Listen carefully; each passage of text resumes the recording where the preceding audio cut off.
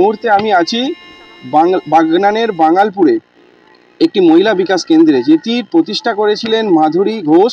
5 জন মহিলাকে দিয়ে শুরু করেছিলেন এই প্রতিষ্ঠানটি। এই প্রতিষ্ঠান থেকে প্রথমে তারা শুরু করে যেমন আচার, তার জ্যাম, জেলি, তারপরে বিভিন্ন ধরনের সস।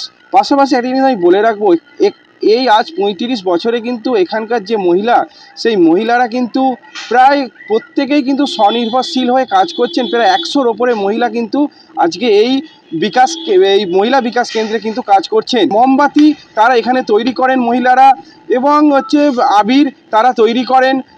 যেহেতু সামনেই বসন্ত উৎসব আসছে, তার সেই থেকে কিন্তু তারা কিন্তু আবির তৈরিতেও কিন্তু ব্যস্ত হয়ে পড়েছেন।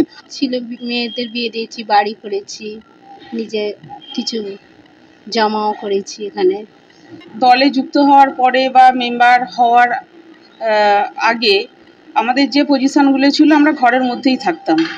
সে অর্থে মানে সমাজের সঙ্গে বিশেষ পরিচয় আমাদের ছিল না। আমাদের একটা কাজের রাস্তায় এসেছি এবং সেখান থেকে আমরা উপার্জন শুরু করেছি। তাটা আমরা বলি আপনা বাজার। আপনা বাজার হচ্ছে এখানে বিভিন্ন রকমের প্রোডাকশান হয়।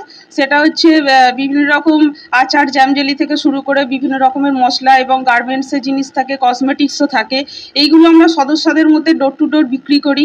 এটাই ছিল যিনি প্রতিষ্ঠানটা তৈরি করেছিলেন, শ্রীমতী মাধুরী ঘোষ। তিনি সবসময় মহিলাদের স্বনির্ভরতার কথা বলতেন, কারণ তাদের নিজেদের অস্তিত্ব, মোটামুটি আমাদের সমাজগুলো তো পুরুষতান্ত্রিক সমাজ, সেখানে কিন্তু মহিলাদের সবসময় পুরুষদের ওপর নির্ভরশীল হতে এবং তাদের কথা মতো চলতে হয়।